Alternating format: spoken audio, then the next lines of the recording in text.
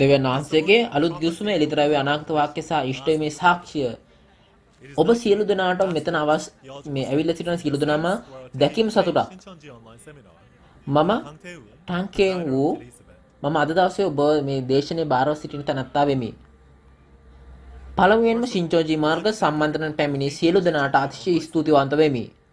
සියලු ඇදහිලිවන්තයන් දැන සිටිය යුතු එළිදරව් පොතේ අනාගත වාක්‍ය සහ ඉෂ්ට වූ සැබෑ වචනය මේ වන විට YouTube හරහා ලොව පුරා විකාශනය කරනු ලැබේ.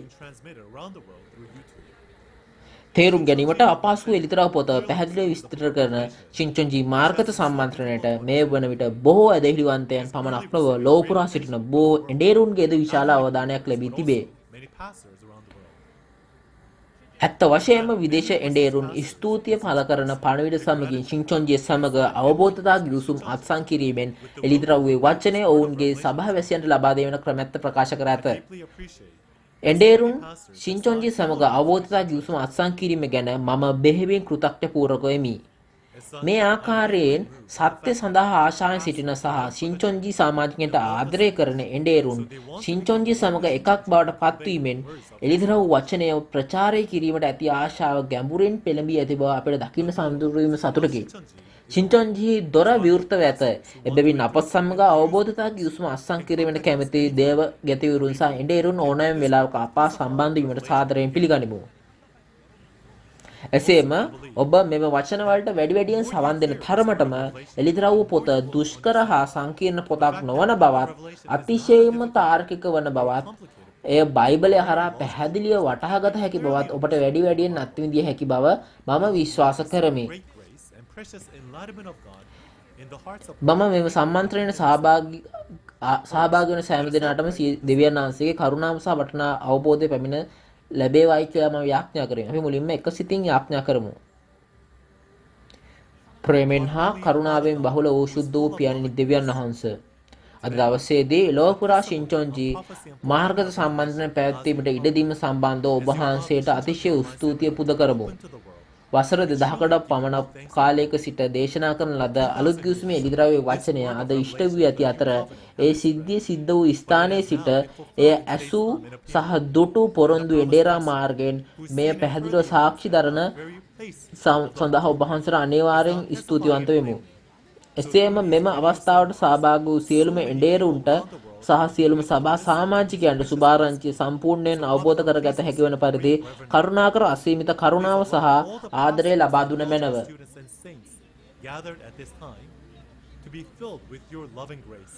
අද දවසේදී අපේ මේ මතෙව් ගෝත්‍රයේ ප්‍රධානතුමා හරහා එළිදරව් 12 වචනය ඉගෙන ගන්නා යනවා.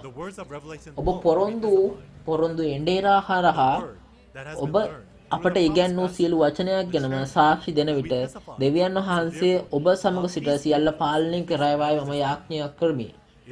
මේ ආරම්භ කරන කාලයයි. මෙම ආරම්භ කරන කාලයේ සිට අවසාන කාලය දක්වා ඔබ අප සමග සිටින බව මම විශ්වාස කරමි. මේ සියලු දේ ඊස්වාංශික නාමයෙන් යාඥා කරමි. ආමෙන්.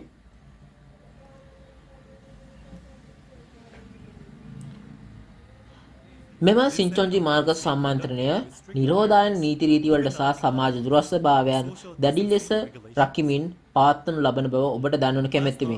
පසුගිය වතාවේදී අපි එළිදරව් 11 වචන ඉගෙන ගත්තෙමු. ඒ නියත වශයෙන්ම සිදුවන දෙවියන් වහන්සේගේ ක්‍රියාව අවබෝධ කර ගැනීමෙන් ඔබගේ හදවත උණුසුම් කරන කරුණාවේ කාලයක් වූ බව මම විශ්වාස කරමි. අද දවසේදී මම ඔබ සමග බෙදා ගැනීමට යන එළිදරව් 12 පරිච්ඡේදයේ වචනය මේ දෙවියන් වහන්සේ සහ මකරා අතර ඇති වූ යුද්ධය ගැන වන අතර මෙම යුද්ධයේ ප්‍රතිඵලය ගැන පමණක් නොව මෙම සැබෑ ලෝකයේදී මෙහි පෙනී සිටි සැබෑව කවුද යන්නත් අවධානය යොමු කරනවා බලාපොරොත්තු වෙමි. මේ පරිච්ඡේදය මේ අත්‍තරම කවුද උනේ කියන එකත් අපි බලනවා. අද දවසේ වැදගත්ම කාලය වනේ එළිදරව් වචන සවන් දීමට දැන් කාලයයි. අපට පණිවිඩය ලබා දෙන සෙන්චන්ජි යේසුස් සභාවේ මතී ගෝත්‍ර නායකයාව අපි කරුණාකර අත්පොළ සන්නාදයෙන් පිළිගමු.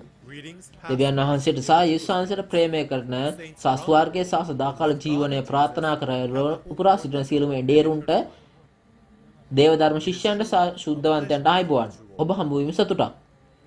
සින්චොන්ජි මාර්ග සම්මන්ත්‍රණයේ සහභාගී වීම ගැන මම ඔබට මගේ අවංග කෘතඥතාව පළ කිරීමට කැමැත්තෙමි. මම යේසුස් වහන්සේගේ ශ්‍රාවකයෙකු වන මැතිව් නාමයෙන් තෝරාගත් මැතිව් ගෝත්‍රයේ නායකයා වන ජොන් චියොක් සොක් වෙමි. මම ශින්චොන්ජීහිදී දෙවියන් වහන්සේගේ වචනය උගන්වන පත්‍රිකාවක් දුටිමි. ශින්චොන්ජීයේ වචන අසා සිටිමි.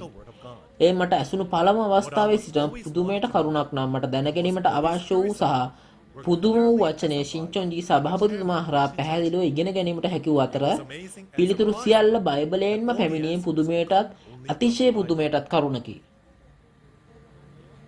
මම අනාගත වාක්‍ය සහ ඉෂ්ට වූ සැබෑවේ වචනය අනුව ශින්චොන්ජියේ අනුගමනය කරමි. මෙම ශින්චොන්ජී මාර්ගගත එළිදරව් සම්මාන්ත්‍රණය මුළු ලෝකයටම මවිතයට පත් වී ඇත.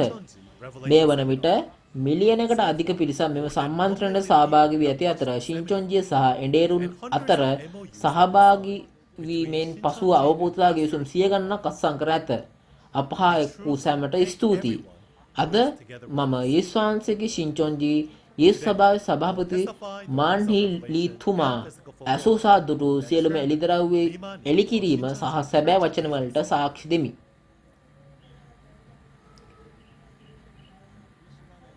මෙම අවස්ථාවේදී එළිදරව් 12 වන පරිච්ඡේදයේදී දෙවියන් වහන්සේගේ අලුත් ගිවිසුම් වන එළිදරව්වේ අනාගත වාක්‍ය සහ ඉෂ්ට වීමේ සැබෑවේ සාක්ෂියේ සැබෑ පවසන පෙර නොවූ වචනයකි. අද දවසේ එළිදරව් 12 වන පරිච්ඡේදයේ මාතෘකාව බවට පත්වන්නේ මක්රා සහ දෙවියන් වහන්සේ අතර යුද්ධය වන අතර එමෙන්ම එය එළිදරව් පොතේ ඉෂ්ට වීමේදී සිදුවන යුද්ධය පිළිබඳ වචනයකි. මෙම එළිදරව් 12 සිද්ධිය සිද්ධ වූ ස්ථානයේ දුටු සහ ඇසුණු සාක්ෂිකරුවන්ගේ සාක්ෂි ඉදිරිපත් කිරීමට තිබේ. එබැවින් එය ඇත්ත වශයෙන්ම සිදු වූ බව තේරුම් ගෙන සමන් දෙන්න. පළමුව ඔබට මම එළිදරව් 12 ගැන වැදගත් යමක් කියලා දෙන්නම්. ඒ කාණ්ඩ තුනකට වර්ග කරන්න පුළුවන්. පළමුවෙන් නම් එළිදරව් 12 වන පරිච්ඡේදයේ අන්තර්ගත වන අතර එළිදරව් පොතේ පොරොන්දු පරිදි ඇදහිල්ලෙන් වැටුණු අය විනාශ කරන්නන් සහ ගැලවුම්කරුවන් එකම ස්ථානයක පෙනී සිටින අතර සුවර් දෙවෙනි අන්තර්ගතය නම් මෙම ඇදහිල්ල අත්හැර තැනැත්තන්ද විනාශ කරන්නන්ද සහ ගැලවුම්කරුවන් දැන්න වෙන්කර හඳුනාගත හැකි තහවුරු කර හැකි අන්තර්ගතය මෙම පරිච්ඡේදය හරහා පැහැදිලිවම දක්වා ඇත. තුන්වන අන්තර්ගතය වශයෙන් සියලු ජාතීන් පාලනය කරන දරුවා සහ සටන් කර මකරා පරාජය වන විට දෙවියන් වහන්සේගේ ගැලවීම බලය රාජ්‍ය සහ අධිකාරීත්වයේ ලෝකයක් සිබෙ නැත. දෙවියන් වහන්සේගේ රාජ්‍ය සහ ක්‍රිස්තුස් වහන්සේගේ අධිකාරිය ඉෂ්ටවීම පවතින බැවින් එළිදරව් 12 වන පරිච්ඡේදය ඉතා වැදගත් බව ඔබ දන්නත් අතරම මෙයට සවන් දෙනු ඇතැයි මම බලාපොරොත්තු වෙමි. ඉන්පසු අපි එළිදරව් 12 1 සිට 6 දක්වා පාඩය කියවා බලමු. තවද මහත් පුදුමයක් අහසේ දක්නා ලද්දේය. එනම් සූර්යයා පැලඳගෙන පාදයට චන්ද්‍රයාද හිස පිට තාරකා 12කින් යුක්ත ඔටුන්නක්ද ඇති ස්ත්‍රියක්ද ගර්භණීයව සිටියාය. ඇය විලිරුජා විදිමින් ප්‍රසව වේදනාවේ යුක්තව මොරගසන්නීය. අහසේ තවත් පුදුමයක්ද දක්නා ලද්දේය. එනම් හිස් සතක්ද අන්දසයක්ද තමාගේ හිස් පිට ඔටුනු සතක්ද ඇති මහත් රතු සර්පයෙක් විය. ඌගේ වල්ගෙන් අහසේ තාරකාවන්ගෙන් තුනෙන් කොටසක් ඇද ඒවා පොළොවට හෙළුවේය. සර්පයාද බිහි කරන්නට ආසන්නව සිටි ස්ත්‍රිය බිහි කළ කෙනෙහිම ඇගේ දරුවා කාදමන පිණිස ඇය ඉදිරිපිට සිටියේය. ඇය සියලු ජාතීන් යදණ්ඩකින් ආණ්ඩු කරන පුත්‍රයෙකු පිරිමි දරුවෙකු බිහි කළාය. ඇගේ දරුවා දෙවියන් වහන්සේද උන්වහන්සේගේ සිංහාසනයේද වෙතට ඇදගනු ලැබුවේය. ස්ත්‍රීද කාන්තාරයට පලා ගියාය. 1260 දවසක් ඈ පෝෂණය කරන පිණිස දෙවියන් වහන්සේ විසින් පිළියෙල කරන ලද ස්ථානයක් ඈට එහි තිබුණේය. ඔව් ඔබ හොඳින් කියවන ලැබුවා. ඔබට දැන් මෙතන පෙනෙන පරිදි අපි මෙතන කතා කරන්නේ ස්වර්ගයේ මහත් පෙරණවූරු ලකුණක් වුණා කියලා කියලා. එතකොට මේ කතා කරන වෙලාවේදී මේ පුද්ගලයෝ තුන්දෙනෙකු පෙරුම ගැන කියනවා. ඉරහඳ තරුව ඇඳගත් ස්ත්‍රිය, අතු මකරා සහ එය වැදූ දරුවා මෙතන ඉන්නවා. මේගොල්ලෝ එතන කියන්නේ කොහොමද? මේ අහස කියන ස්ථානයක තැනක තමයි මෙතන සිද්ධ වෙන්නේ. එතකොට මේක මේ ස්වභාවික ලෝකයේ අහසේ මෙහෙම දෙයක් වෙනවද? සැබෑ ගැහණියකට මේ වගේ දෙයක් වුණොත් ඇත්තට මෙයා පීච්චිලා යනවා. ඒ වගේම මෙතන ඉන්න මකරාට හිස් අතක් සහ අන් 10ක් තියෙනවා කියනවා. නමුත් එහෙම මූර්ගයෙක් මේ ලෝකේ නැහැ. එම නිසා අපය මේක මානසික දෙයක් ලෙස නොව ආත්මික දෙයක් ලෙස සැලකියන්න ඕනේ. එසේනම් මෙම පාඩේ සඳහන් කරන අහස කුමක්ද? බයිබලයේ මේ ආත්ම කියන්නේ ස්වර්ග දෙකක් තියෙනවා. ආත්මික ලෝකයේ සහ මානසික ලෝකයේ ස්වර්ග ලෙස ස්වර්ග දෙකක් තියෙනවා. ආත්මික ලෝකයේ ස්වර්ගය යනු දෙවියන් වහන්සේගේ රාජ්‍ය. ඒක කියන්න පුළුවන්. අපෝස්තල යොහන් එළිදරව් 4 මෙතන කියපු විදිහට සුද්ධ ආත්මයෙන් ඔහු පෙළඹූ විට දුටු මානසික ලෝකය ආත්මික ලෝකයේ තමයි මේ ආත්මික ස්වර්ගය වටපත් වෙන්නේ. එමෙන්ම මානසික ලෝකයේ ස්වර්ගය දෙවියන් වහන්සේ තෝරාගත්ත මණ්ඩපේ බඩපත් වේ. මෙතන කතා කරන පොළොවේ මිනිස්යන් මේ මහා ලකුණු දුටු පාටේ තිබෙන මෙතන තියෙන අහස මොකද්ද? එය දෙවියන් වහන්සේගේ ලෝකයෙන් වෙන් කර අප සිටින එළිදරව් 1 2 3 පරිච්ඡේදවල ඇති තරු හත සහිත රන් පහන් රුක් මණ්ඩපය ගැන තමයි මෙතන කතා කරන්නේ. අද එළිදරව් පුත ඉෂ්ටන කාලේදී එළිදරව්වේ මේ සැබෑ වන කොරියාවේ ග්වාචොන්හි චොන්ගේ කන්ද පාමුල පිහිටි මණ්ඩප දේවමාලිගාව ගැන තමයි කියන්නේ. මේ පහත ඡායාරූපයෙන් දැක්වෙන්නේ එම අවස්ථාවේ ඒ සැබෑ ඡායාරූපයක්. මේ එළිදරව් ඉෂ්ට වූ සැබෑ තැන තිබෙන ඡායාරූපයක්. මේ වගේ සැබෑව ගැන සාක්ෂි දෙන්න පුළුවන් හේතුව තමයි මේ සිද්ධිය දැකපු සහ අහපු පොරොන්දුයේ එඬේරෙක් ඉන්න නිසා. ඔබ මෙම යොමුව සඳහා රතු මකරා හිස් හතක් සහ අන් 10ක් ඇති මුර්ගයා මෙන්ම අහසේ ආශ්චර්ය සිදුවන විට දැනටම ස්වර්ග මණ්ඩපයේ සිටින බව ඔයගොල්ලන්ට තේරුම් ගන්න පුළුවන්. කෙසේ වෙතත් එළිදරව් 13 දී අපිට මේ මුර්ගයා මුහුදෙන් පැමිණෙන විට එමෙන්ම මණ්ඩප දේවමාලිගාවට ඇතුල් වෙන බව තේරුම් ගන්න පුළුවන්. එබැවින් එළිදරව් 13 යනුව එළිදරව් 12ට පෙර සිදුවීමක් බව අපට දැන් තේරුම් ගන්න අවශ්‍යතාව තියෙනවා. එතකොට මේ ඉර හඳ තරු ඇඳගත් අහසේ ඇඳගෙන ඉන්න අහසේ ඉන්න ගැහැණු කෙනා කවුද? සියල්ලන් ප්‍රථම අපි තේරුම් ගමු මේ ඉර හඳ තරු කියන්නේ මොනවද කියන එක. අහස කූඩාරමක් වූ බැවින් ඉර හඳ තරු සඳහා ආත්මික දේවල් වන අතර දෙවියන් වහන්සේ මෙම මණ්ඩපය තුල තෝරාගත් සෙනග ගැන මේ දෙවියන් වහන්සේ පවසන්නේ මේ උත්පත්ති 37 9 11 සිට බැලුවොත් යාකොබ්ගේ පවුල ඉරහඳ සහ තරු සමග සංසන්දනය කර ඇත. යාකොබ්ගේ පවුල ඉරහඳ තරු සහ තාරකා වලින් සංකේතවත් කර දෙවියන් වහන්සේගේ තෝරාගත් ජනතාවයි. අද ලිතරපොත ඉෂ්ටමේදී ඔහු රන් සත් පහන් රුක් මණ්ඩපයේ සමාජිකයන් ගැන තමයි මෙතන කතා කරන ලබන්නේ. එතකොට ඉරහඳ තරු ඇඳගත් ගැහැණිය මෙයා මාංශයමය ගැහැණියක්ද? මෙම කාන්තාව මේ රන් පහන් රුක් මණ්ඩප දේවමාලිගාවේ ප්‍රධාන මෙහෙවර කරන එඬේරා කියලා තමයි කියන්නේ. එසේනම් එඬේරාව ස්ත්‍රීකට සමාන කරන්නේ යයි. මක් නිසාදයක් මානසික ගැහැණිය දරුවන් බිහි කර ඇතිරෙඩි කරන්නාක් මෙන්ම ඇය දෙවියන් වහන්සේගේ බීජයේ වචනයෙන් ලබාගෙන ආත්මික දරුවන් වන ශුද්ධවන්තයන් බිහි කර පෝෂණය කරනු ලබයි. එසේනම් එළිදරව් පොත ඉෂ්ට වන අවස්ථාවේදී ඉරහඳ තරු ඇඳගෙන සිටින කාන්තාවගේ සැබෑ කුමක්ද? මෙය 1966 කොරියානු ජනරජයේ ග්වාචොන්හි චොන්ගේ කන්ද පහමුල පිහිටි මණ්ඩප දේවමාලිගාවේ ප්‍රධාන එඬේරා බවට පත් වෙනවා. මම සරලව මෙයාට කියන්න මෙයාව මේ නියෝජිත එඬේරා කියලා මම කියන්න. මේ ඉරහඳ තරුවල ඉන්න ගැහැණු කෙනා එක්ක ඉන්න දරුවා කවුද? මේ ඉරහඳ තරුවල සිටින කාන්තාව එඬේරා වූ නිසා දරුවාත් සැබෑ දරුවෙක් කෙනා වෙන්න බෑ. මෙම ස්ත්‍රීගේ දරුවා වචනේ බීජයෙන් උපන් ආත්මික දරුවෙක්. එනම් මණ්ඩප දේවමාලිගාවේ එඬේරා විසින් ආත්මික උපත ලබා දුන් ශුද්ධවන්තයෙක් බවට පත් වෙන්න අවශ්‍යයි. බයිබලයේ නුඹේ ශෝකය හා ගැබ් ගැනීම බොහෝසෙන් වැඩි කරන්න මේ නුඹ වේදනා සහිතව දරුවන් වදන්නීය බව පවසන උත්පත්ති 3:16 අනාගත වාක්‍ය මෙම පරිච්ඡේදය සම්පූර්ණ වීමේ ආත්මිකව ඉෂ්ට වෙනු ලැබේ.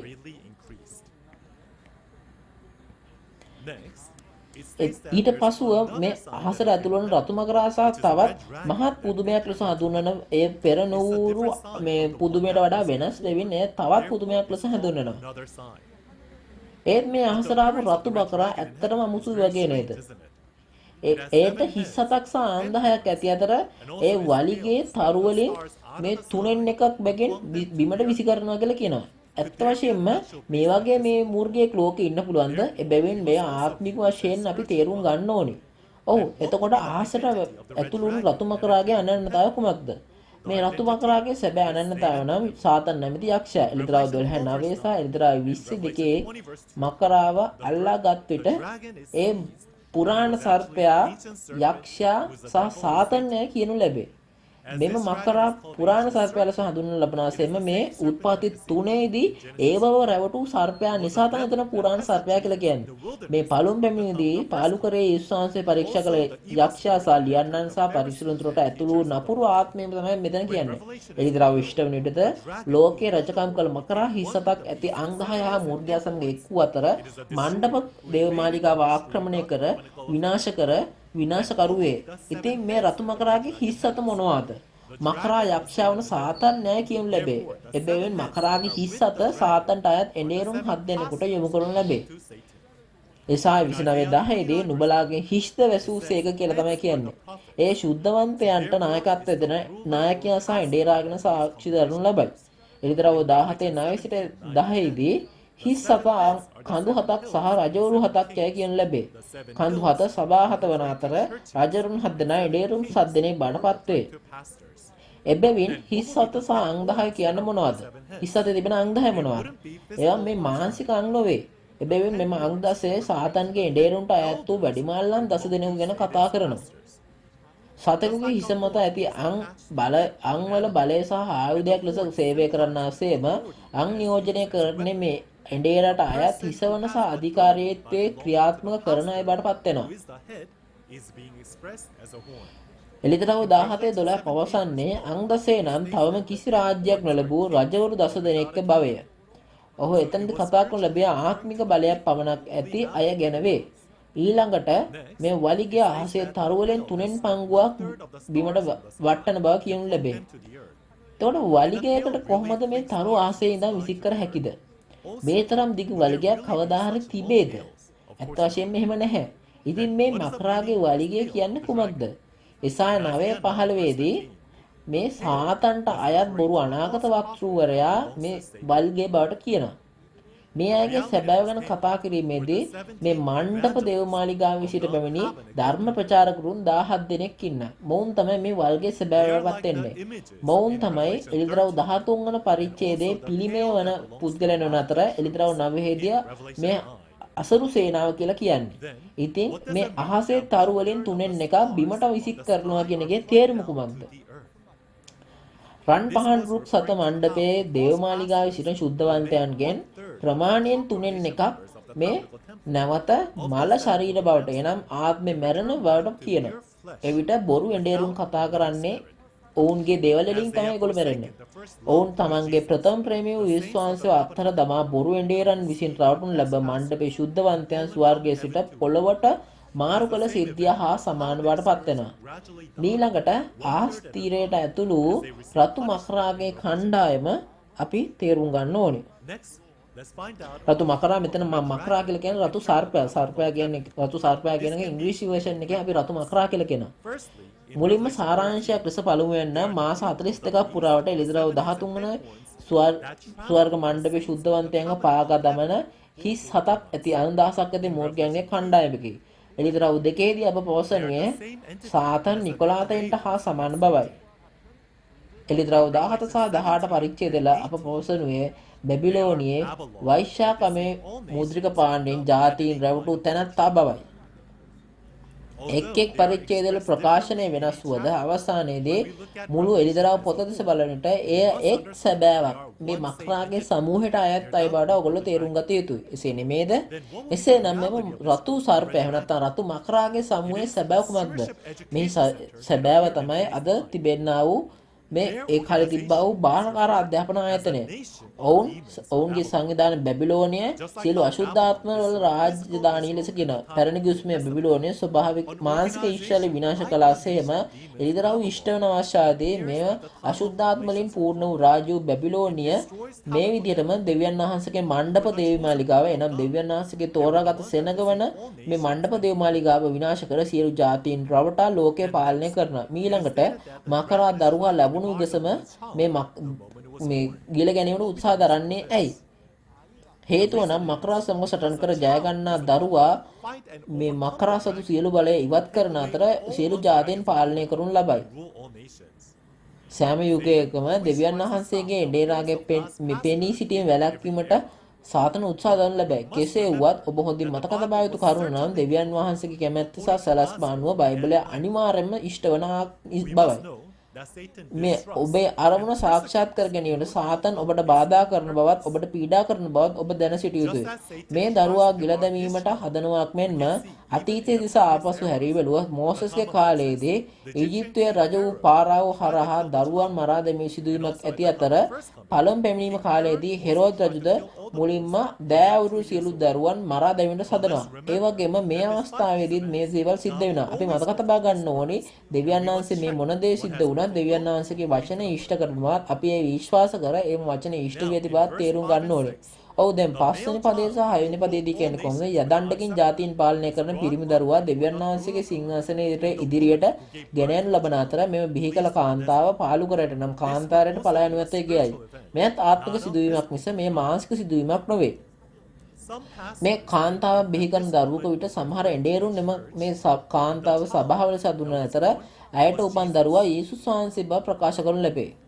එතකොට මේ යේසුස් වහන්සේ බිහි කිරීමෙන් පසු ඇතිවන ඇති තැඩි කිරීම මේ සභාව පාලුවකට පලා යන්නේ කොහොමද? මේක කරන්න බැරි දෙයක්. මේක මෙහෙම දෙයක් නෙමෙයි. අපි එහෙනම් තේරුම් ගන්න ඕනේ මේක මේ ගැන්නීම බොරු ගැන්නීමක් කියලා අපි තේරුම් ගන්න ඕනේ. එසේනම් මේ පාඩේ සඳහන් ආකාරයට මෙතන මේ සියලු જાතීන් කියලා කියන්නේ මොකක්ද? මේ කතා කරන්නේ මේ මකරාගේ සමූහය සමග සටන් කර ජය ගැනීමෙන් පසුයි. තවද මේ විනාශයේ කාලය වන මාස 42 කාලය අවසන් වූ බව අපිට තේරුම් ගන්න පුළුවන්. එතකොට මේ මකරා සමග සටන් කළා මේ පිරිමි දරුවා ජයගෙන හම්බ වෙන යකඩ යදණ්ඩ කියන්නේ මොකද්ද? මේ දෙවියන් වහන්සේගේ වචන සහ සියලු ජාතීන් පාලනය කරන සදාකාලික විනිශ්චය කිරීමේ වචනය. යදණ්ඩ කියන එකේ යකඩ පොල්ලක් මිස මානසික යකඩ පොල්ලක් නෙවෙයි. තවද මෙම යදණ්ඩ යකඩ මේ ශක්තියක් සංකේතවත් කරන බැවින් ඒ සදාකාලික බව අපිට මෙතන පැවසෙන වචනය මෙයයි. තවද මෙම යදණ්ඩ ලබන අය සිටුන් ලැබෙන ඇත. එළිදරව් 2:26 සිට 27 මෙම යදණ්ඩේ ජය ගන්නා තැනැත්තාට ලැබෙනු ඇති අතර එම ජය ගන්නා තැනැත්තාට ලබා දෙන බව යේසුස් වහන්සේ පොරොන්දු වුණා. එතකොට මේක ලැබුණම මේ සටන් කරලා දිනන වෙලාව තමයි මේක හම්බ වෙන්නේ. එම ජයග්‍රහයි කාලයේ එළිදරව් 12:11 තුලින් ඉෂ්ට වුණු ඇත. ජයග්‍රහණය තිබූ බව එළිදරව් 12 සඳහන් වන්නේ මෙයයි. එබැවින් එළිදරව් 2 සහ 3 පරිච්ඡේදවල ජය ගනිමින් ජය ගන්නා පිණිස පැමිණෙන බවට පැවැත්වූ අතර ජය ගන්නාට මේ යදණ්ඩ දීමට පොරොන්දු වේ. නමුත් මේ එළිදරව් 12 වෙනි පරිච්ඡේදය සඳහන් වෙන්නේ ඔහු ජයගෙන ඇති බවයි. වසර 6000කට පමණ පසුව යක්ෂයා ජයගත් පළමු අවස්ථාව මේ වනු ඇත. බකරාගේ කණ්ඩායම සියලු ජාතීන් රවටා ඔවුන්ට අයිති කරගෙන සිටි බැවින් ජාතීන් නැවත ලබා ගැනීම සහ පාලනය කිරීමට ඔබ ඔවුන් සමග සටන් කර ඔවුන් පරාජය කළ යුතුය. ජයගත් මොහොතේ සිටම දරුවා මුළු ලෝකයෙන් පාලනය කිරීමට දණ්ඩක් ඇති තැනැත්තා වඩපත් වේ. මේක අද ඉෂ්ට වුණා නම් අපි අනිවාර්යයෙන්ම මේක දැනගන්න ඕනේ නේද? අප එය අපගේ ඇදහිල්ලෙන් දැනගත යුතු අතර තවද මෙම එළිදරව් සම්මන්ත්‍රණය තුළින් ඔබ එය අවබෝධ කරගනු ඇතැයි මම බලාපොරොත්තු වෙමි. ඉතින් මේ යදණ්ඩකින් ලෝකය පාලනය කරන පිරිමි දරුවා කවුද? එළිදරව් 2 සහ 3 පරිච්ඡේදවල පොරොන්දුව එඬේරා ලෙසද යේසුස් වහන්සේ මේ පොරොන්දුව ජයග්‍රහණය කරන තැනැත්තාගෙනද යේසුස් වහන්සේ පැවසුවේ මෙයයි. මන්ද ඔහු එළිදරව් 12 මකරා සමග සටන් කර ජයගත්තේ බැවිනි. එළිදරව් 3:21 යේසුස් වහන්සේ සමග සිංහාසනයේ මත හිඳ ගන්නා පොරොන්දුව එඬේරා ගැනය. කෙසේ වුවද මේ හැමෝටම මේ ජයග්‍රාහකයා වෙන්න විදිහක් නැහැ. මේ ජයග්‍රාහකයා වීමට නම් අනිවාර්යයෙන්ම මේ ස්වර්ගයේ ආක්‍රමණය කර මකරාගේ කණ්ඩායමක් සමග සටන් කළා තමයි ජය ගන්න ඕනේ. ඊට පස්ව අලුත් ආත්මික ඊශ්‍රායලයේ ගෝත්‍ර දොර නිර්මාණය කරන්න ඕනේ. ඉතින් මෙම දරුවා ඉපදෙන්නේ කවදාද? අපි තේරුම් ගන්න ඕනේ මේ මකරා ස්වර්ග මණ්ඩපේ විනාශ කර පාගා දමන විට එම මාස 42 ඇතුළත බව ඔබ තේරුම් ගන්න ඕනේ. මෙම අවස්ථාවේදී මෙම දරුවාගේ උපත යෙරමියා 31:22 සඳහන් පරිදි ස්වාමීන් වහන්සේ පොළොවේ අමුතු දෙයක් මවා තිබේ. මේ තමයි මේ අනාගත වාක්‍ය ඉෂ්ටයෙන් බටපත් වෙන්නේ. මෙම අනාගත වාක්‍ය අලුත් කාර්ය ලෙස හඳුන්වනු ලැබේ. එම නැත්නම් අමුතු කාර්ය බව හඳුන්වනු ලැබේ. මේ අලුත් කාර්ය කියලා හේතුවක් තියෙනවා. එතකොට මෙම අලුත් කාර්යය තමයි මේ වෙනකන් තෝරාගත් ජනතාව නිරයට යාම නිසා විනාශයටපත් වෙනවා. මෙම දරුවාගෙන් තමයි එයා පෙනී සිටීමෙන් තමයි මේ ගැලවීමේ කාර්යය වහම ආරම්භ වෙනු ලබන්නේ. එබැවින් මෙම දරුවාගේ මේ පෙනී සිටීම සමගම අලුත් දෙය එහෙම නැත්නම් අමුතු දෙය මේ අලුත් අහස අලුත් පොළව දෙවියන් වහන්සේගේ රාජ්‍යයේ මැවීමේ කාර්ය බව සිද්ධ වෙන්න පටන් ගන්නවා. ඒ වගේම මකරා උපදිනකොටම එම දරුවා ගිල ගැනීමට බලනවා. එතකොට මෙම දරුවාව තමයි සියලු ජාතීන් පාලනය කරන ළමයා බඩපත් වෙන්නේ. එම නිසා ඔහු දෙවියන් වහන්සේගේ සිංහාසනයේ ඉදිරි පිටට ගෙන්නු ගන්න ලබනවා. මේ ජාතීන් පාලනය කිරීම නියමිත මේ පිරිමි දරුවෙකු බිහි කළ ස්ත්‍රිය කාන්තාරට එහෙම නැත්නම් පාලු කරගෙන පලා යනවා. මෙය මේ මේ 14 වන පදය විස්තරාත්මකව කියලා දෙනවා. එසේනම් මේ ජයගන්නාගේ පැවැත්ම ගැන දැනගැනීමේ සාක්ෂි මොනවාද? එය කරුණු තුනකට සාරාංශ කරන්න පුළුවන්. පළමුවෙන් නම් මෙම රතු සර්පයා අහස ආක්‍රමණය කළ කාලය. එතකොට දෙවෙනි එක තමයි මෙතන මේ මණ්ඩප දේවමාලිගා මණ්ඩප දේවමාලිගාවේ ඉපදෙන්න ඕනේ. ඒ වගේම තුන්වන කාරණය තමයි ඔහු මේ ඉර හඳ තරුව හැඳගත් ගැහැණිය තුලින් තමයි ඉපදෙන්න ඕනේ. මෙම කරුණු තුන තමයි අනිවාර්යයෙන්ම සාක්ෂි බඩපත් වෙන්නේ මෙම පිරිමි දරුවා ගැන කවුද පිරිමි දරුවා කියලා දැනගන්න. මෙම සාක්ෂරණෝ පිණී සිටින අයට පමණ පොරොන්දු එඬේරා සහ ජය ගන්නා බඩපත් වෙන්න පුළුවන්කම තියෙනවා. මේක ඔබ හොඳින් දැනගන්න ඕනේ. ඉක්බිතිව මේ කරුණු කාරණා දෙස බලන විට අහසනම් එක් තැනක පහළ මේ අහසනම් තැනක පහළ වූ ස්ත්‍රියක් එහෙම නැත්නම් මකරෙක් එහෙම නැත්නම් ඊළඟට පිරිමි දරුවෙක් ගැන මෙතන සැබෑවන් තුනක් තියෙනවා. එතකොට මේ සත්‍යයන් තිදෙනාගේ සැබෑව ගැන සාරාංශගත කරමු. එතකොට මේ සැබෑව සිද්ධ වෙන්නේ මේක මේ මානසික ලෝකයේ නෙමෙයි සිද්ධ වෙන්නේ. ඒ කොරියාවේ ග්වාචොන්හි පීඩිත මණ්ඩප දේවමාලිගාවේ මේ සත්පහන් රුක් මණ්ඩපේ තමයි මේ දේ සිද්ධ වෙන්නේ. මේක අහස වඩපත් වෙන්නේ. මෙතන සිටින මේ පුද්ගලයන් තුන්දෙනා කවුද? පළවෙනි ස්ත්‍රිය මේ පිරිමි දරුවෙකුට ලබා දෙනවා. ඉරහඳ දරු බැඳගෙන ඉන්නවා. මේ කාන්තාවගේ සැබෑව වඩපත් වෙන්නේ මේ මණ්ඩප දේවමාලිගාවේ ප්‍රධාන මේ එඬේරා බඩපත් වෙනවා. තවද මෙම මණ්ඩප දේවමාලිගාව ආක්‍රමණය කර මකරාගේ කණ්ඩායමේ සැබෑ බඩපත් වෙන්නේ බාරකාර භූමි අධ්‍යාපනය ආයතනය. එතකොට මොවුන්ට බාරකාරත්වයේ කියන අනුව මොවුන් එඬේරුන්න මේ එඬේරුන්න ඇති කරන ඒ නැත්නම් එඬේරුන්න බිහි කරන මණ්ඩප දේවමාලිගා කඩා දැමුවයි බඩපත් වෙනවා. එමෙන්ම තුන්වන එම නැත්නම් දරුවාගේ පිරිමි දරුවාගේ සැබෑ බඩපත් වෙන මේ මකරාගේ කණ්ඩායමට එළිව සටන් කර ජයගත් යොහාන් ගැනයි කතා කරන්නේ. මේ යේසුස් වහන්සේ පරණ ගුස්මේ අනාගත වක්තෘවරුන්ගේ සියලුම අනාගත වාක්‍ය ඉෂ්ට කළාseම අලුත් ගුස්මේ සියලුම අනාගත වාක්‍ය අද සැබෑ වී ඇත. එබැවින් අනාගත වාක්‍යයේ කිසිදු හරයක් නොමැතිව නමුත් අනාගත වාක්‍යයේ ඉෂ්ට වූ බැවින් ඒවායේ සැබෑව හෙළිදරව් වෙනවා. එබැවින් එය හරයක් තියෙනවා. එතකොට ඒක නිසා තමයි එතන ඉෂ්ට වීමක් තියෙන්නේ. එතකොට මේ සැබෑව ඉෂ්ට වූ විට මෙතන තවදුරටත් බොරු කියන්න බෑ. මේ සැබෑව ගැන අපිට සාක්ෂි දෙන්න පුළුවන් හේතුව තමයි මෙම ස්ථානයේ ඉඳන් මේ දේ දැකපු පොරොන්දු එඬේරෙක් අපි ගාව ඉන්න නිසා. ඔහු තමයි මේ සියලු සැබෑව දැකපු තැනත්තා බඩපත් වෙන්නේ. අපි ඊළඟට එළිදරව් 12:7 ඉඳන් 9 දක්වා ගිහිල්ලා කියවමු. එළිදරව් 12:7 ඉඳන් 9. තවද ස්වර්ගීය යුද්ධයක් විය. ඒ වනායේ මිකායල් සහ ඔහුගේ දූතයන් සහ මහා සර්පයාට විරුද්ධ යුද්ධයට යාමේ. මහා සර්පයාද තමාගේ දූතයෝද සටන් කොට ජය ලැබුවය. ඔවුන්ට ස්වර්ගීය ස්ථානයක් තවත් නොවිය. මුළු ලෝකයා රවටන්නා වන යක්ෂයාය සාතන්ය කියන ලබන මහා සර්පයා නැමැති ඒ පුරාණ සර්පයා පහතට හෙළු ලැබුවේය. ඔහු පොළොවට හෙළු ලැබුවේය. ඔහුගේ දූතයෝද ඔහු සමග හෙළු ලැබුවෝය. ඔව් මෙම පාඨය අන්තර්ගතයේ කතා කරන්නේ ස්වර්ගයේ මහත් යුද්ධයක් වුණා කියලා කියනවා. අහසේ මහත් යුද්ධයක්. එතකොට මේ ස්ථානය තමයි අහස. මෙතන යුද්ධයක් තියෙනවා. එතකොට මේ යුද්ධයේ කාසංග සටන් කරන්නේ කවුරුන් අතරද? මේ මිකාය සහ මකර අතර සිද්ධ වෙන යුද්ධයක්. එතකොට මේ අග්‍ර දේව දූත මිකාය සහ මේ මකරා එහෙම නැත්නම් සාතන් නැමැති යක්ෂයා අතර වන යුද්ධයක්. මේක මානසික යුද්ධයක් නෙමෙයි මේක ආත්මික යුද්ධයක් බව ඔබ දන්නා නේද? එහෙනම් මෙම යුද්ධයේ තිබෙන අහස කොහෙද? මේක මානසික අහස නෙමෙයි. මෙතන කියන්නේ කොහොමද? රන් පහන් රුක් මණ්ඩපේ තිබෙන එනම් මණ්ඩප දේවමාලිගාව ගැන සඳහන් වන පළවෙනි පදයේ සිද්ධ වෙන ස්ථානය තමයි කියන්නේ. මෙතන තමයි මේ ආත්මික යුද්ධය සිද්ධ වෙන අවස්ථාව බාටපත් වෙන්නේ. එතකොට මේ ස්වර්ගයේ යුද්ධයේද මේක මානසික යුද්ධයක් නෙවෙයි මේක ආත්මික යුද්ධයක් කියලා හරියට තේරුම් ගන්න ඕනේ. එවිට ඔබ මෙම කතා කරන වචනය මෙම වචන අතර තිබෙන එහෙම නැත්නම් ධර්මයන් අතර තිබෙන යුද්ධයක්. මේකත් මෙන්න මේ බයිබලයේ බයිබලයේ මේ වචනය අතර තියෙන යුද්ධයක් කියනවා. කොහොමද එපිස 6:10 ඉඳන් 17 කියන්නේ කොහොමද අපේ පොරබැදීම් වනායි මාංශයට සහ රුධිරයට විරුද්ධ වෙනවා. අධිපතිකම් වලට පරාක්‍රමධාරීන්ටත් මේ ලෝකයේ මුලාදයන්ට ස්වර්ගීය ස්ථානවල සිටින දුෂ්ටකමේ ආත්ම සේනාවලටත් විරුද්ධව කියලා කියනවා. එතකොට මේ බයිබලානුකූල යුද්ධයේදී මානසික ලෝකීය යුද්ධයක් ලෙස ඔබ දන්නා පරිදි අපි මේකට මේ මානසික විදිහට මේ ආත්මික විදිහට තමයි යුද්ධ ආයුධ ඇඳ ගන්න ඕනේ. එතකොට මේ අවලෝක අවසානයේදී තුන්වන ලෝක යුද්ධයක් දෙන කල මිනිස්සු කෙනා. එහෙම නැත්නම් නාස්තික යුද්ධයෙන් පෘථිවිය විනාශ වීමයි කීම වැරදි බව ඔබ තේරුම් ගන්න ඕනේ. ඊළඟට මෙතන සටන් කරන පුද්ගලයන් කවුදයි අපි සමීපව බලමු.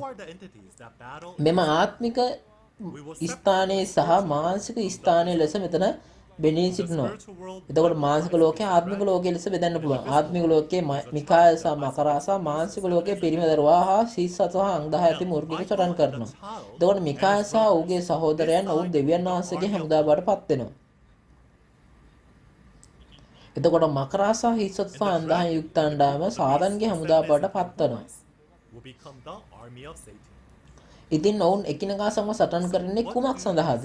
මෙතනදී කියන ඔවුන් යුද්ධයකට යනවා කියලා තමයි කියන්නේ. එතකොට ආත්මයන් ආත්‍යන්තර සටනක් සහ මාංශ එකිනෙකා සමග සටන් කරන මෙන්න මේ සටනක් බඩපත් වෙනවා. ආත්මයන් යුද්ධයෙන් දිනුවොත් ඔවුන්ට මාංශ ලෝකෙද ජය ගන්න පුළුවන්කම ලැබෙනවා. හේතුව ආත්මය සහ ශරීරය එහෙම නැත්නම් මාංශය එකක් ලෙස සටන් කරන බැවින්. මේ අවස්ථාවේදී මේ එලිදරව් පොතේ මේ යුද්ධය සහ එහි ප්‍රතිඵලය ගැන අපි බලමු. මේ බයිබලයේ ඉතිහාසයේ යුද්ධය ගැන අපි ගිහිල්ලා බැලුවොත් මේක අතිශෝක්තියක් නෙමෙයි. මේ එලිදරව් යුද්ධයත් මේ වගේම මේ ඓතිහාසික යුද්ධයක්. මේ එලිදරව් තුර යුද්ධ තුනක් තියෙනවා. පළමු යුද්ධය සිද්ධ වෙන්නේ එලිදරව් 13 වන පරිච්ඡේදයේදී. එහිදී මේ මණ්ඩප දේවමාලිගාවේ තෝරාගත් ජනතාව සහ හිස්ස සහ අං 10 ඇති මුර්ගයා අතර සටනක් සිදු වෙනවා. මේ මුර්ගයාගේ කණ්ඩායම දිනීමත් තෝරාගත් ජනතාව පෙරදීමත් අවාසනාන්ත සිදුවීමක්. දෙවැනි යුද්ධය නම් එළිදරව් 12 වන පරිච්ඡේදයේ අද දවසේ අපි කතා කරන මේ පිරිමි දරුවා සහ ඔහුගේ සහෝදරයන් දිනන එක වෙන අතර මේ මුර්ගයාගේ කණ්ඩායම මේ පරාද වෙන එක හරිම වාසනාවන්තයි කියලා කියන්න පුළුවන්. ඒ වගේම මෙම පිරිමි දරුවා සහ මේ සහෝදරයන් දිගටම ජයග්‍රහණය කරන නිසා දෙවියන් වහන්සේගේ ක්‍රියාව සිදු වෙන බව ඔබට දිගටම කියනවා. තුන්වන යුද්ධය තමයි එළිදරව් 16 වන පරිච්ඡේදයේ අන්තර්ගතය. එම හර්මෙගොදොන් සටන පිළිබඳව තමයි එතන කියන්නේ. මේක එළිදරව් 16 වන පරිච්ඡේදයේ විස්තරාත්මකව සාකච්ඡා කරනු ඇත. එළිදරව් පොත සම්පූර්ණ වනට දෙවියන් වහන්සේගේ හමුදාව සහ සාතන්ගේ හමුදාව අතර එළිදරව්ගේ වචනයේ සමග සත්‍ය සමග සත්‍යයට එරෙහිව බොරුව අතර ආත්මික යුද්ධයක යෙදෙන බව ඔබ හොඳින්ම දැන සිටිය යුතුයි. ඉන්පසුව මෙම පාඩේ මෙම කොටසේ යුද්ධයේ ප්‍රතිඵල වශයෙන් මකරා සහ ඔහුගේ දූතයන් පරාජය වී ස්වර්ගයෙන් පොළොවට හෙන්න ලැබේ. ඉතින් මකරාව මේ එළවන්නේ කවදාද? මේ එතකොට මේ මාස 42ක විනාශයේ කාර්යය අවසන් වෙලා තියෙනවා. වෙනත් වචන වලින් කියවහොත් මකරා සටනින් පැදුණොත් ඔහුව නිරපා හරුන් ලැබේ. එබැවින් මේ පන්නා දමන ලබන්නේ කොහෙද? මේ ස්වර්ගයෙන් තමයි පන්නා ලබන්නේ. එතකොට මෙම මණ්ඩප දේව මාලිගාව තිබෙන මණ්ඩප මේ ස්වර්ගයෙන් බඩපත් වෙනවා. මෙහිදී තමයි මකරාගේ පිරිස පැමිණ ඒ පාගා දමන ලැබූ ස්ථානය. මකරාව පළවා හරුන් ලබන දේශය වන ලෝකය වන අතර එනම් ශුද්ධාත්මයාණන් නොමැති ඇදහිල්ල අත්හලා මාංශමය ලෝකයට තමයි පළවා හරුන් ලබන්නේ. ඒ නිසා මකරා සහ රන්පහන් රුක් මණ්ඩප ස්වර්ගයෙන් ලෝකයට නිරපා හරුන් ලබනවා. මේ මකරාව එළෙව්වේ ආයි මේ යුද්ධයෙන් ඔහු පෙරදිච්ච නිසා. මීළඟට පහත අන්තර්ගතය හරහා සිදුවන්නේ කුමන ආකාර ඉතිහාසයක් දැන්න විමසා බලමු. අපි දැන් ඉරිදා 12 10 ඉඳන් 12 ගිහිල්ලා බලමු. එවිට අපගේ දෙවියන් වහන්සේගේ ගැලවීමද බලයද රාජ්‍යයද තමන් ක්‍රිස්තුස් වහන්සේගේ ආණ්ඩු බලයද දැන් පැමිණුණේය. මක්නිසාද අපගේ දෙවියන් වහන්සේ ඉදිරිපිට රාදාවල් අපේ සහෝදරයන්ට වරද තබන්නා වූ ඔවුන්ගේ වරද තබන්නා පහත හෙළුණු ලැබුවේය. ඔවුහු බැටළුපටවන්ගේ ලේ නිසාද තමුන්ගේ සාක්ෂි වචනේ නිසාද ඔවුන්ගේ ජයගත්තෝය. ඔවුහු මරණය විදින තරමට පවා තමුන්ගේ ජීවිතයට ප්‍රේම නොකර සිටියෝය. එබැවින් ස්වර්ගයේ ඊවසන්නනි ප්‍රීති වෙන්න. ගොඩටත් මොහොතටත් දුක් වේ.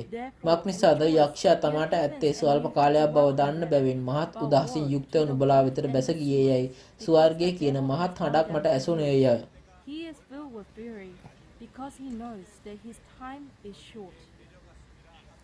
ඔව් එතකොට අපි මේ 10 වෙනි පදේ සහ 11 වෙනි පදේ ගිහිල්ලා බැලුවා. එතකොට මේ ඊටාම වැදගත් කරුණ තමයි මේ පාඩේ අන්තර්ගතය වෙන්නේ. මෙතන කියන්නේ මේ ස්වර්ගයෙන් පැමිණි හඬක් කියන වචනය. ඒක කියන මේක මේ දැන් සිද්ධ වෙනවා කියලා කියනවා. මේ දැන් කියන දේ මොකද්ද? දැන් පැමිණුණේ කියලා කියන්නේ. මේ ඇයි දැන් කියන එක වැදගත් වෙන්නේ මොකද්ද? මෙතන ඉඳන් දෙවියන් වහන්සේගේ ගැලවීම බලය සහ රාජ්‍ය දැන් තමයි ක්‍රිස්තුස් වහන්සේගේ අධිකාරය දැන් සම්පූර්ණ වෙලා කියලා කියන්නේ.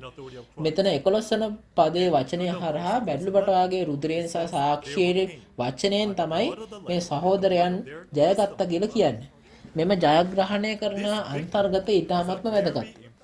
එතකොට අපි ගිහිල්ලා බලන්න ඕනේ මේ දැන් කියන වෙලාව මොන කාලය ගැනද මේ කතා කරන්න කියන එක.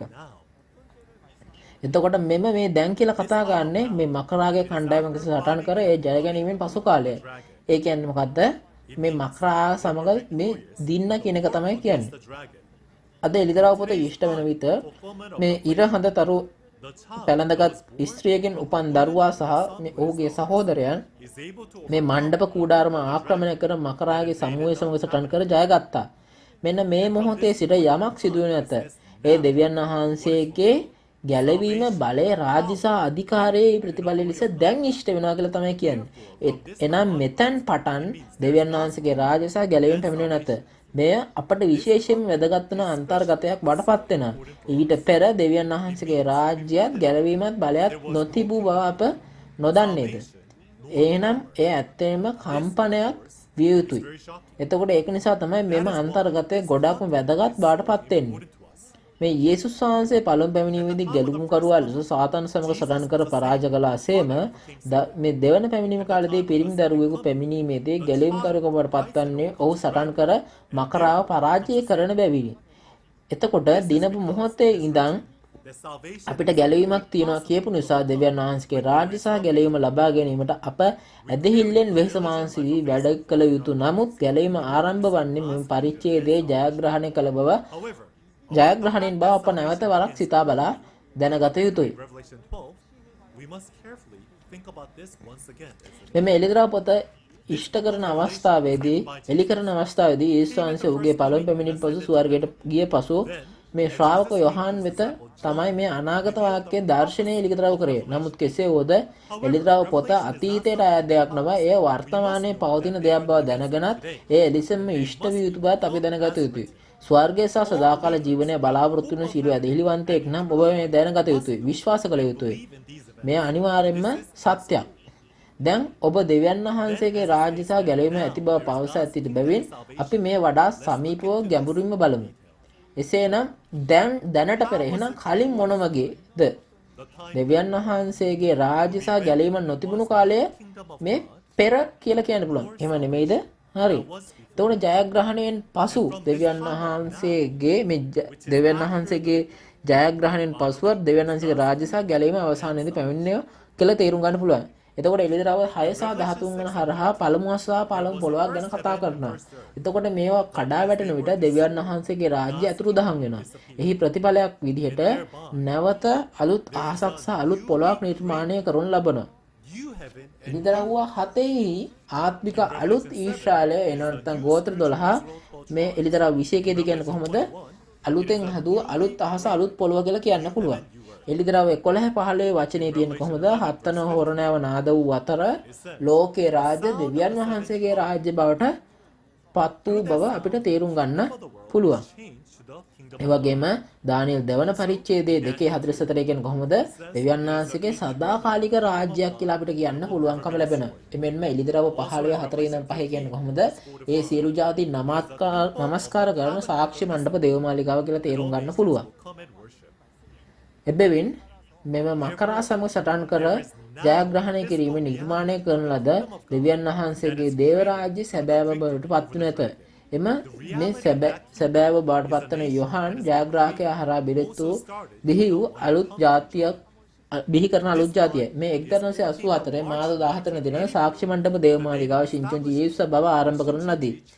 මෙය දෙවියන් වහන්සේගේ වචනයට අනුව බයිබලයේ පොරොන්දුට අනුව සිදුවන බවත් අපි තහවුරු කරගත යුතුයි. එළිදරව් 11 15 7 වන හොරණෑම ශබ්දයෙන් ලෝකයේ රාජ්‍ය දෙවියන් වහන්සේගේ රාජ්‍ය බවට පත් වේ. මෙම ක්‍රියාවලියේ එළිදරව් 7 විස්තර කර ඇති අතර 1,44,000 මුද්‍රාතමයෙන් පසුව මහා සුදු සෙනගක් ගණන් කළ නොහැකි මහා මේ සුදු සෙනගක් මිනිසයන් පීඩා මැදින් පිටතට පැමිණ ඇත. මෙම ගණන් කළ නොහැකි සෙනග පැමිණියේ කෙසේද? මේ මහත් පීඩා මැද්දේ හත්වන හොරණය හැසෙන විට ඔහු පිටතට පැමිණෙනවා කියලා කියනවා. මේ පොරොන්දු පරිදි ශිංචොන්ජි ගෝත්‍ර 12 නිර්මාණය කරන අතර ලෝපුරා මහත් පීඩා මැද්දේ හත්වන සහ අවසාන හොරණය වාදනය වෙමින් හඬ නගමින් පවතී. ඔබ දැන් අසමින් සිටින මෙම එළිදරව් සම්මන්ත්‍රණය ලෝපුරා නාදවන හත්වන හොරණය වන අතර ඒ විශිෂ්ට හොරණය හඬකි. මකරා සමග සටන් සටන් කර ජයගත් සහෝදරයන් යනු ඇදහිල්ල හා විනාශය සිදුවීම් ඇදහිල්ලෙන් වැටීම හා විනාශය සිදුවීම් දැක මෙම සටන දැකීමෙන් ඊට එරෙහිව යුද්ධ කර ජයග්‍රහණය කර ජයග්‍රාහකයා සමග වූ කුඩා කණ්ඩායමකි. එසේනම් ඔවුන් සටන් කර ජයග්‍රහණය කුමන ආයුධයක් භාවිතා කරත? එම ආයුධය වනුයේ කුමක්ද? එම ආයුධය තමයි බැටළු බෙටවාගේ රුධිරය සහ සාක්ෂිය වචනය. ඔවුන් සටන් කර මානසික ආයුධකින් නෙමෙයි, නමුත් බැටළු බෙටවාගේ රුධිරය සහ සාක්ෂි වචනයෙන් තමයි සටන් කරේ. බැටළු බෙටවාගේ රුධිරය යේසුස් වහන්සේගේ සමාධිමය ප්‍රේමය සහ යේසුස් වහන්සේගේ වචනයයි. අපි එළිදරව් 5 වෙනි පරිච්ඡේදයේ රාජ්‍ය පූජකයන් සෑදීම සඳහා යේසුස් වහන්සේගේ රුධිරය මිලයටගෙන තියෙන කට්ටිය කියලා කියන එළිදරව් 7 වෙනි පරිච්ඡේදයේදී යේසුස් වහන්සේගේ ලේන් සෝදා සිදු කිරීමෙන් පව්කමා ලබාගත හැකි බවට කියවනක් තිබෙනවා. මේ සාක්ෂි වචනේ දීමට මකරාගේ අනන්‍යතාවය සනාථ කරන වචනේ වන අතර එළිදරව් පොතේ මේ වචනේ බවට පත් වෙනවා. මෙම එළිදරව් පොතේ වචනයෙන් මකරාව පරාජය කළ හැකි ආයුධයක් වන අතර මකරාව සමග සටන් කර මේ ඔහුව නිරපා හැරියගේ ආයුධයක් බවට පත් වේ ඇත. මක්නිසාදයක් මෙම මකරාගේ අනන්‍යතාවය එළිදරව්වේ වචනවල සටහන් වී ඇති බැවිනි. එතකොට එළිදරව් පොතේ වචනේ අපි දැනගත යුත්තේ ජය ගන්නා කෙනා සහ පරාජිතයා ගැන සාක්ෂි දැරීමට නේද? එය මේ අපිට නිකන් ජය පෙරපුතුම විතරක් නෙමෙයි. මෙයා නිකන් පරාද වුණා මෙයා මේ දිනුවා කියලා කියන්න බෑ. ජයග්‍රහණය කරන්නා සහ පරාජිතයා ගැන පැහැදිලිව සාක්ෂි බයිබලයේ අපිට කතා කරනවා. ඉතින් ජයග්‍රාහකයා කවුද? මම දිනුවා විතරක් කියලාම කියන්න බෑ. මේ ජයග්‍රහණය කළ නිසා මම ඊශ්‍රායලයේ ආත්මික ඊශ්‍රායලයේ ගෝත්‍ර 12 හදන්න ඕනේ මේ ජයග්‍රාහකයා. එහෙනම් පරාජිතයා කුමක්ද කරන්නේ? ඔව් මේ ද්විතීක 28:7 තිබෙන විදිහට කොහොමද හත් කඩකට විසිරී පලා යන්න ඕනේ. එසේනම් මේ මකරා සමග සටන් කර මේ ස්වර්ගයේ ජීවත් වෙන මිනිසයා කවුද? එතකොට මේ කියන්නේ මකරාගේ සේනාව සටන් කළා දිනපු මේ පිරිමි දරුවා සහ සහෝදරයන් ගැනයි. එතකොට මේ කවුද මේ කට්ටිය? එතකොට ඔවුන් තමයි පිරිමි දරුවා සහ මේ සහෝදරයෝ. ඔවුන් තමයි මකරාගේ කණ්ඩායමක් සටන් කරලා ජයගන්නේ. ඊළඟට අපි තේරුම් ගන්න ඕනේ මේ පොළව සහ මේ මුහුද කියන එකේ තේරුම කියන්නේ එක අපි තේරුම් ගන්න ඕනේ. මුලින්ම මේ දෙවියන් වහන්සේගේ තෝරගත ජනතාව පොළව කියලා අපි කියන්න පුළුවන්. ඇදහිල්ලෙන් වැඩිච්ච කට්ටිය.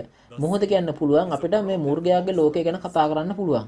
එතකොට මෙතන මකරා මෙතන මේ කෝපයෙන් ඉන්න හේතුවක් තියෙනවා. එතකොට ඒකට හේතුව තමයි එළිදරව් 22 පවසන පරිදි මේ මකරාව පාතාලයේ සිර කරන දිනේ යාට ලං වෙලා තියෙනවා කියලා. එතකොට මේක නිසා තමයි එයා මේ කෝපයෙන් ඉන්නවා කියලා කියන්නේ. එතකොට මේ සාතන් කොහෙටද යන්නේ එහෙනම්? ඔහු කියන්නේ මෙතන කියන්නේ ඔහුව මේ පාතාලේ හිර කරන දවසේ ඉක්මනින් එනවා කියලා කියනවා. අපි දැන් ඊළඟට 13 වෙනි පදේ සිට 17 වෙනි දක්වා කියවමු. එළිදරව් 12:13 සිට 17 තමා පොළොවට හෙළුණු ලබන බව මහා සර්පයා දුටු කල හෙතෙන් පිරිමි දරුවා බිහි කර ස්ත්‍රියට පීඩා කළේය.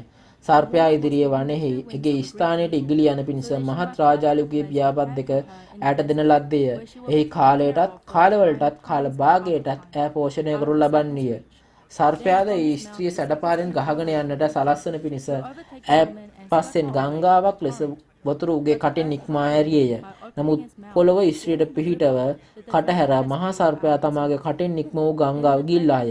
ඒ මහා සර්පයා ස්ත්‍රී කෙරේ උදාස් වී දෙවියන් වහන්සේගේ ආඥා පවත්වන්නා වූ යේසුස් වහන්සේගේ සාක්ෂිය දරන්නා වූ ඇගේ වංශයේ ඉතිරි අයට විරුද්ධව යුද්ධ කරන්නට ගියේය.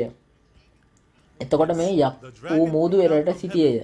එතකොට මෙතන මේ ස්ත්‍රියට පීඩා කරනවා කියලා කියනවා මේ පිරිමි දරුවා හම්බ වෙච්ච.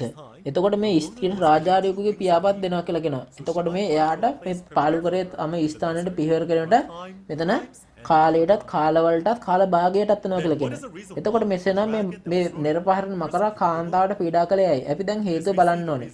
මක්නිසාදයක් මකරා මේ මකරාත් එක්ක සටන් කළා මේ ලෝකේ පාලනය කරන පිරිමි දරුවෙකු බිහි කරපු නිසා තමයි මේ ස්ත්‍රියට මෙතන පීඩා කරනවා කියලා කියන්නේ. මෙන්න මේ ළමයා නිසා මේ මකරා සටනින් පෙරදෙනවා. එමෙන් පමණක් නොව ඔහුට සියලු ජාතීන් පාලනය කිරීමේ අධිකාරීත්වය අහිමි වෙනවා. මේක නිසා තමයි මේ මකරා මේ ස්ත්‍රියට පීඩා කරන්නේ.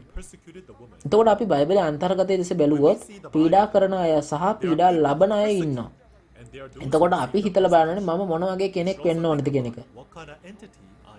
ඒ වගේම මෙම සර්පයා සහ මේ සර්පයා සහ මේ මකරාගෙන් බෙහෙරෙන මේ ස්ත්‍රිය හොයා ගන්න ඕනේ.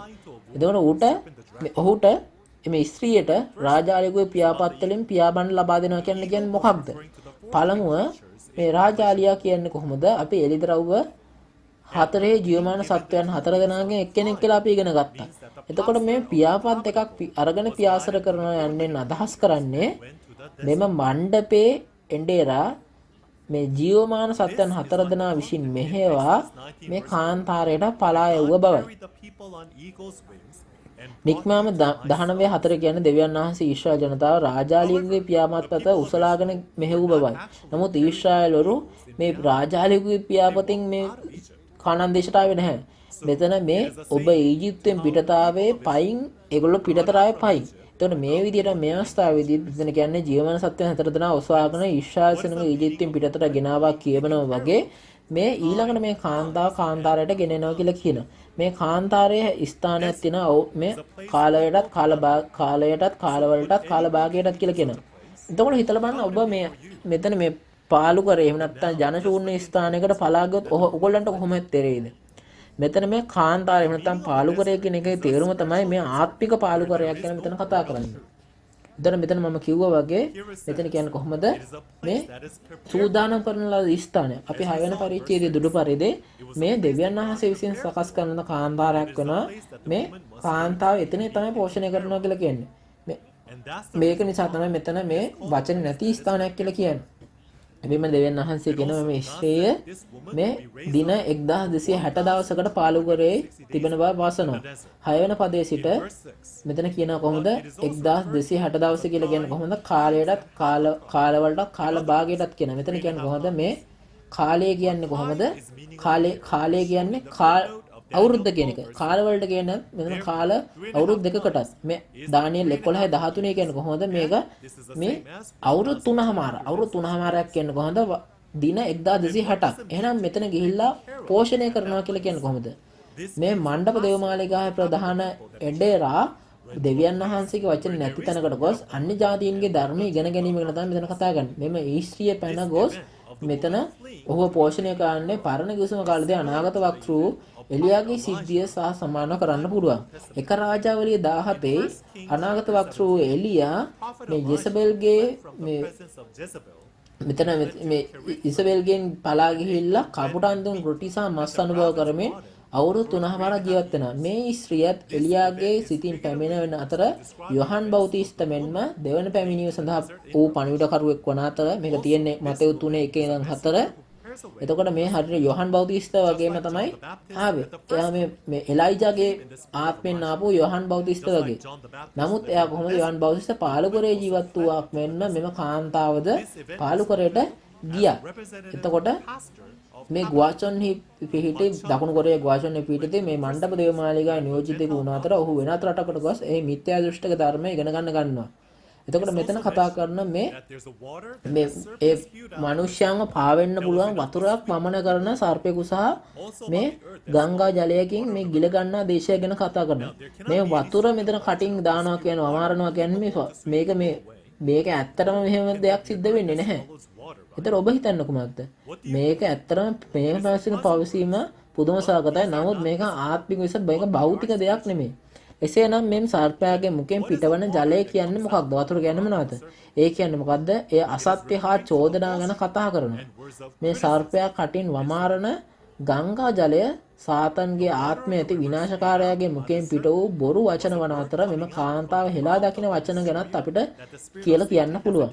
එවිට සර්පයාගේ කටින් පිටවන ජලය මේ පොළොව ගිල දවනු ලබනවා කියලා කියනවා. එතකොට එයින් අදහස් කරන්නේ මොකද්ද?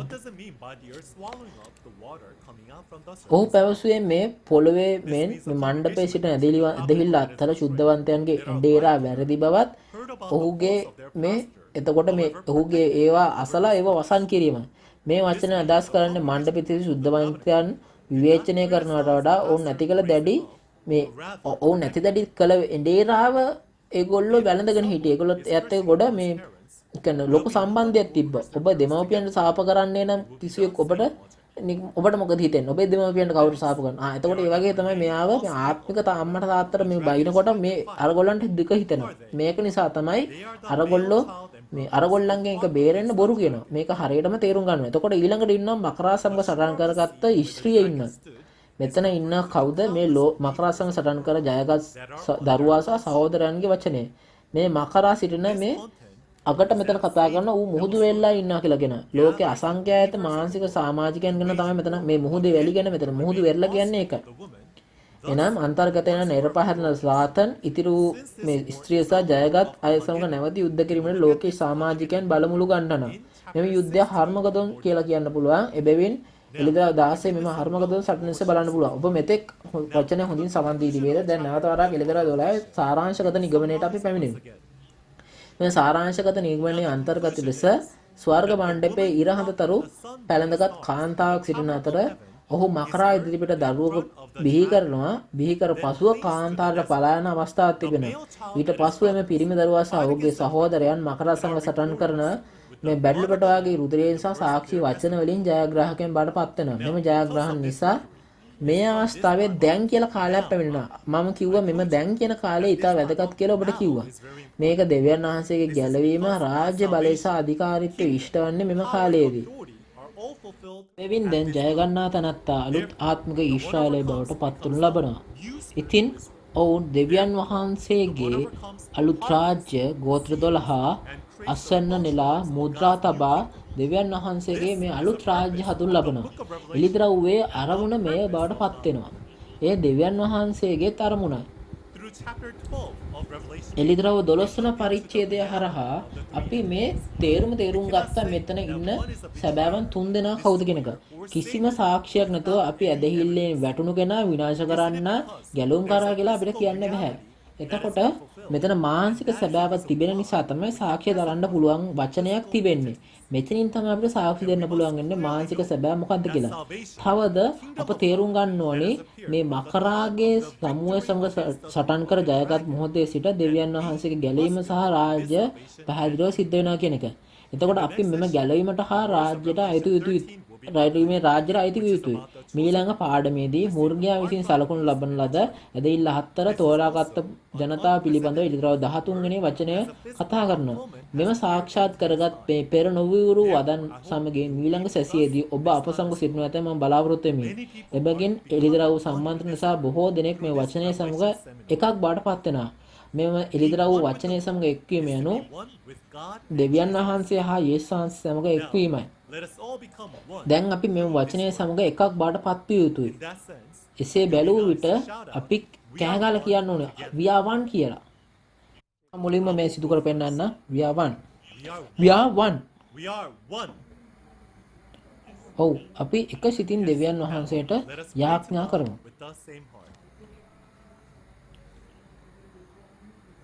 සදාකාල ජීවනයේ ස්වාමියා වන්නා වූ සියල්ලේ ජීවනයේ උල්පත වන්නා වූ ශුද්ධ වූ පියාණන් දෙවියන් වහන්සේ අද දින අපි ඔබ වහන්සේට සියලු මහිමය පිළිගන්වමු. සිංචොන්ජී එළිදරව් සම්මන්ත්‍රණය හරහා මෙම එළිදරව් පොතේ සත්‍ය ලෝකයේ සෑම ප්‍රදේශයකටම බෙදා හැරීමට අපට ඉඩ දීම සම්බන්ධව ඔබ වහන්සේ ස්තුතිවන්ත වෙමු. අපි අද දින එළිදරව් 12 වන පරිච්ඡේදයේ වචනය තුළින් මකරා සහ දෙවියන් වහන්සේ අතර යුද්ධයේ අන්තර්ගත දෙස බැලුවෙමු. අපට ඇසෙන සියලුම වචන අපට තේරුම් ගන්නට උදව් කරර මෙන්න වචනෙට සවන් දෙන තේරුම් ගැනීමට පුරුදු වන්නා වූ මේ එඬේරුන්ට සහ ශුද්ධවන්තයන්ට පියාණන් වහන්සේගේ ඇදහිල්ල සහ ඔබ දෙදෙනාගේම ඔබගේ දරුවන් බවට පත් කරගෙන ලැබේවා. එම අවස්ථාවට සහභාගී වන සියලුම වචනේ අසන සියලු හදවත් වලට ඔබ වහන්සේගේ ආදරය හා කරුණාව උතුරවා ලබා දෙන මෙන් මම ප්‍රාර්ථනා කරමි. කරුණාකර මෙම කාර්ය කරන විදිය මට උදව් කරන්න. එමගින් මෙම එළිදරව් සම්මන්ත්‍රණය තුළින් 7 වන හොරණෑවේ ලෝකයේ දෙවියන් වහන්සේගේ රාජ්‍ය බවට පත්වීමට හැකියාව ලබා දෙනවා. ඒ සම්බන්ධව ඔබ වහන්සේට ස්තුතියි. මෙම අවස්ථාවට සහභාගී වූ සියලු පවුල්වල සියලු දෙනාටම දෙවියන් වහන්සේගේ ආදරය සහ කරුණාව පිරී යනු ඇත අපි ඉතා ඕනෑකමින් බලාපොරොත්තු වෙමු.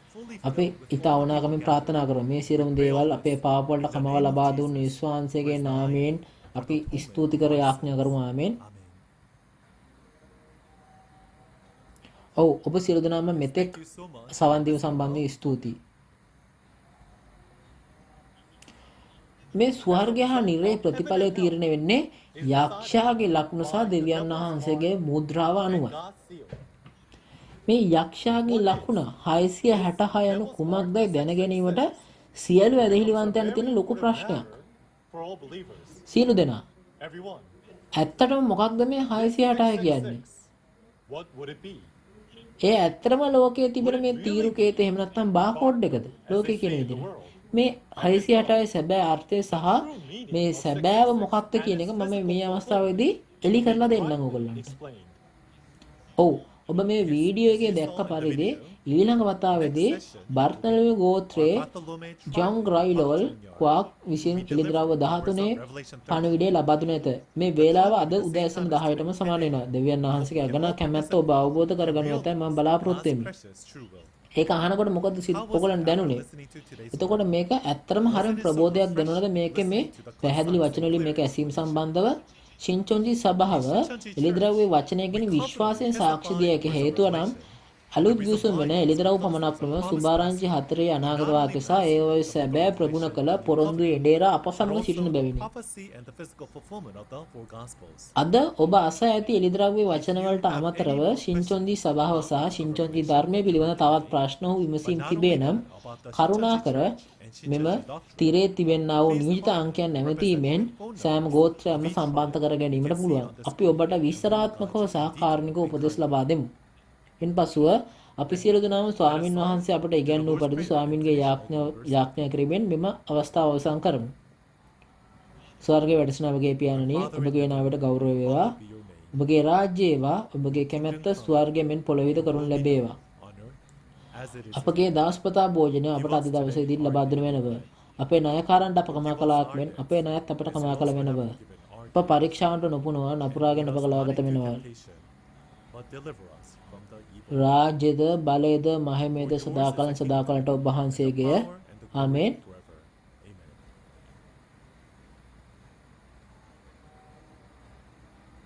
මෙම අවස්ථාවේදී දෙවියන් වහන්සේගේ අලුත් ගිවිසුම එළිදරව්වේ අනාගත වාක්‍ය සහ ඉෂ්ටමී සාක්ෂිය නම් ශින්චොන්ජි මාර්ග සම්බන්ධයට අවසන් කරමු. ඔබගේ වටිනා කාලය වෙනුවෙන් ස්තුතියි.